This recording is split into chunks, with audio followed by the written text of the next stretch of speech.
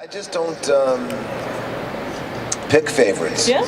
No, I have good memories associated with lots of places that I've filmed. Mm-hmm. I filmed in Australia, I filmed in Jordan, I filmed in New Zealand, I filmed in London, Germany, Los Angeles, New York. I have good memories from all of those places. Oh, Mr. Worldwide over here. Well, I got to shoot in Thailand. I did 3 movies over there. Dang. Mortal Kombat was in Thailand. I did not know that. Yeah. That's really cool. Where was Warriors filmed at? Just New York City. New York? All right. What's going on here? You remember me, right? Yeah. Sean, yeah. Oh, Sean. Got an unexpected visitor up here. We were in a movie called Fatal Instinct together. I'll catch up with you. All right, Sean. That's awesome. So, I was looking up. I didn't. It's all perspective and angle. so Fatal Instinct. You got some pretty good memories of that one. Very apparently? good memories. It was the lovely Sean Young. So how does it feel to be reunited with? I guess I would call them all your brothers, because. Well, it feels great. I've known these guys for 40 years. They're my pals, and we get to see each other less frequently, but we get to see each other, and we reminisce about what was a seminal summer in all of our lives. It really gave us the launch for our careers. Yeah. So do you keep in contact with them over phone or social media or anything? No, we pretty much just see each other at these things. Those guys, I think, are a little more in touch than I am. Yeah. I'm not on any social media, so I don't keep in touch with anybody that way. No Facebook, no Twitter, no Instagram, nothing. But they're all accessible to me. I know where to get a hold of them. That's awesome, though.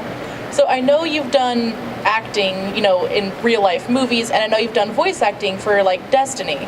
How do you compare the two, and which do you prefer? Well, technically you could roll out of bed and go do voiceover work in your bathrobe, because nobody sees what you look like, and so you want to bring your full emotional instrument to the job, but you don't have to bring your whole physical instrument.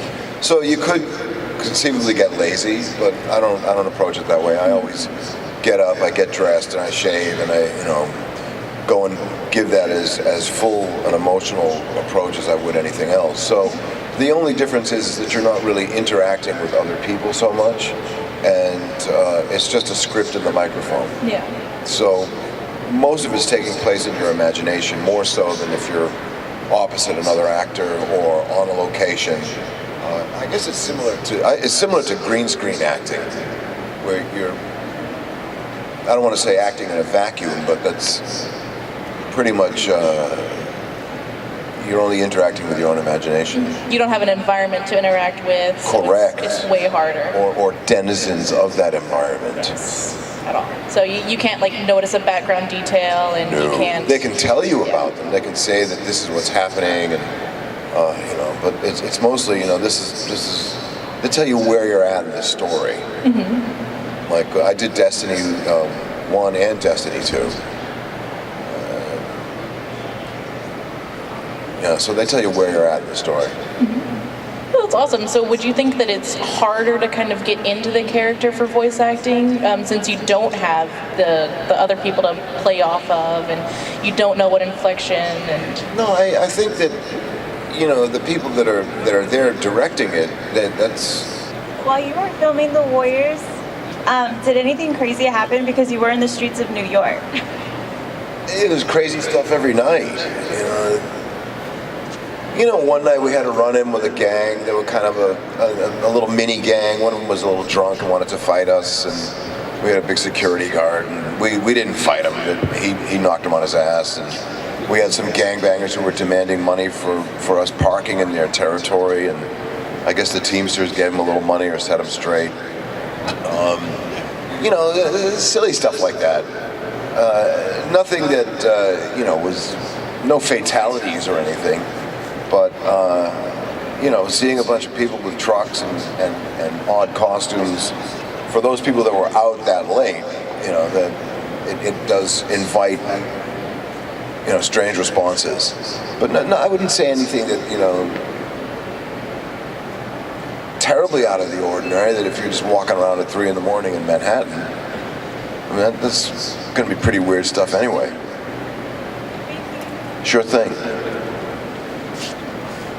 Yes, young sir. Thank you. Hello. Hey. So jumping back to fatalities, wanted to see what was your thoughts and feelings about Mortal Kombat 2, and would you ever reprise the roles of Lord Raiden? I love Lord Raiden. That'd be great. Yeah. I've never heard any rumblings of them doing it again.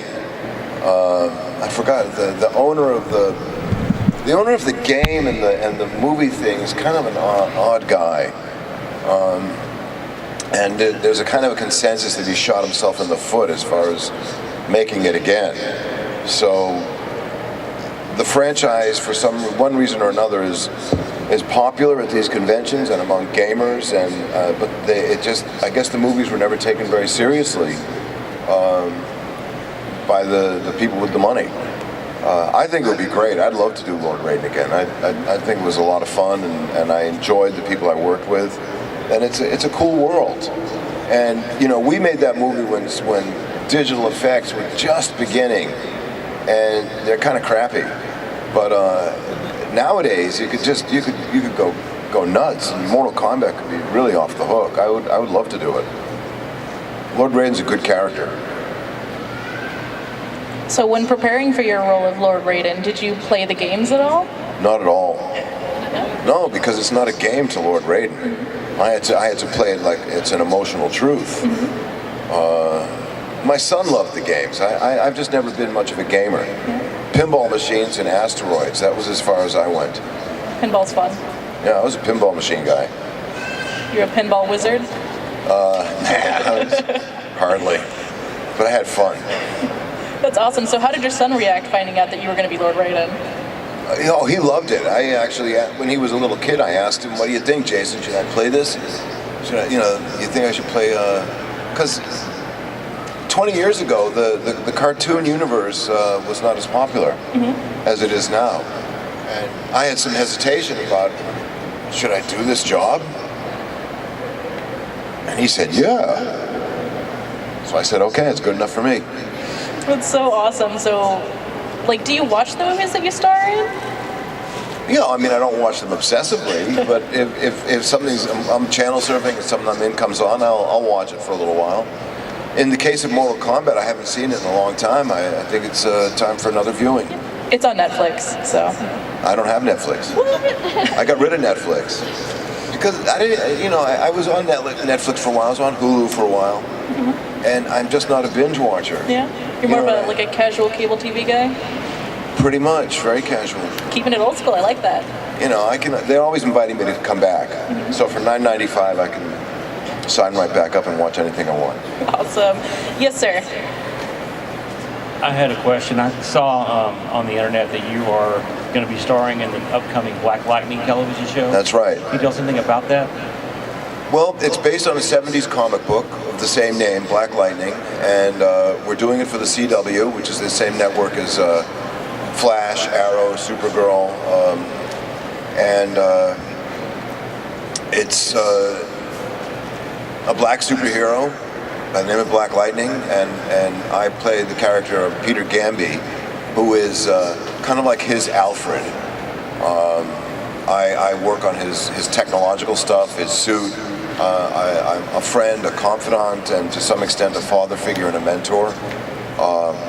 And we've got a great cast. It's a very urban, inner city show, and I'm very excited about it. It's going to premiere probably January or February of next year, and we've got 13-episode commitment, and it's a great cast, and the scripts are fantastic. Thank you. Absolutely, thank you.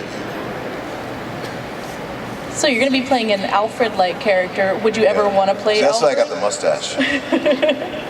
Would you ever want to play Alfred in a Batman movie? Sure, who wouldn't? That'd be crazy. They say, "James, you want to play Alfred?" Oh, no, I don't want to do that. Come on.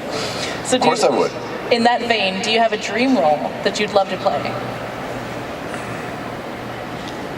You know, there's a few. I mean, I'm old enough to play King Lear now. Don Quixote would be a great role. That would be. Anything in Game of Thrones. You know, any of the, I mean, you know, my choices are becoming a little more limited. I think an interesting character would be Robert E. Lee. He, you know, with all the stuff that's been going on and the statues coming down and stuff, I looked him up. You know, I started reading about Robert E. Lee, and I read some of his letters as the Civil War ended, and you know, the surrender that was, you know, imposed upon him, and he did not want statues. He was very clear about the Confederacy is done. And as a soldier, as a guy who took his military life very seriously, and you know, the lowering of his flag, that was it. He was not in favor of all the crap that's happening now. Yeah. You know, so I think he'd be an interesting guy to play. Yeah, kind of a more humble kind of. Well, he's a, veteran no, guy. I don't know about that, but you know, to become a general of any, you know, of the armies, you have to have a very strong sense of yourself. So I don't know if it was humble, but it was his belief in his military code that was very important to him. Definitely. When he surrendered, you know, Arlington National Cemetery is his former estate. So surrender meant surrender. Yeah, definitely. They're listening. So it really is a very audio experience. Whatever happens visually, that's what they're going to put your voice to. So I wouldn't say that it's harder, Yeah. you know, but you have to commit.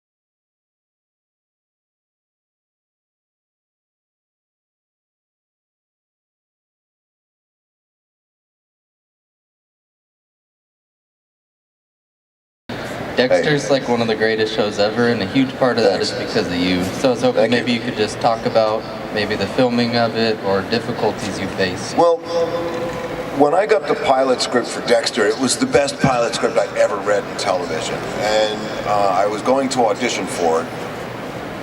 And I had spent a year in Hawaii on a TV show called North Shore that was canceled after a year, and I had to come home from Hawaii, and I was all sad and lost, went to enjoy 7 or 8 seasons. But I got the script for Dexter, and it was about almost a year after I came back from Hawaii, and I needed to work. And spiritually, I needed really good work too. And this script came along, and it was, like I said, the best script for television I'd ever read. And I thought, I don't have a chance. So when I went in on the audition, I was so relaxed with the material because it was something that I just didn't think I had a chance of doing, so I might as well just really relax into it and give them the best reading I could possibly give. And lo and behold, I got the job. So I got to work with Michael and a really great cast, and the writing for the first 4 seasons was impeccable. That was a great pleasure, getting interesting writing, and Dexter's also got a great intelligence to it, and it's connected to classical Shakespearean writing insofar as Dexter is basically Hamlet, and Harry, his dad, is King Hamlet, because King Hamlet visits Hamlet as a ghost and tells him to avenge his death. And essentially that's what Dexter is being instructed to do by his dad. So it's got a great classical tradition, and it was a great script, and I enjoyed working with those people a great deal. They're great actors. Thank you. Sure, thank you. So, there have been talk about a possible season 9 for Dexter. Would you consider reprising your role as Harry? No, I'm going to say no. Of course I would. No, of course I would. I'm not holding my breath, though. It's, I'm sure they would have to, they have to entice Michael C. Hall. He's Dexter, and without him, there's no show. So if a call happens to materialize and they say, you want to play Harry again, I think I'd be available. Yeah. Thank you. Thank you. Last question of the day. Good afternoon, how are you? Good, thanks. How are you? My question is about Dexter. My wife and I loved you, and Dexter, we were wondering you. what your favorite episode was. My favorite episode? It's probably, it's called Popping Cherry.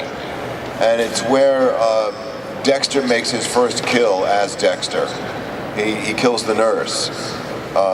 Harry's in the hospital, and the nurse is giving him too much medication and she's trying to kill him, and I get to have a scene with Michael C. Hall and Jennifer Carpenter as younger versions. I mean, they wore wigs and played it like they were 18, 20 years old, and I tell Dexter, she's poisoning me. You gotta go do your thing.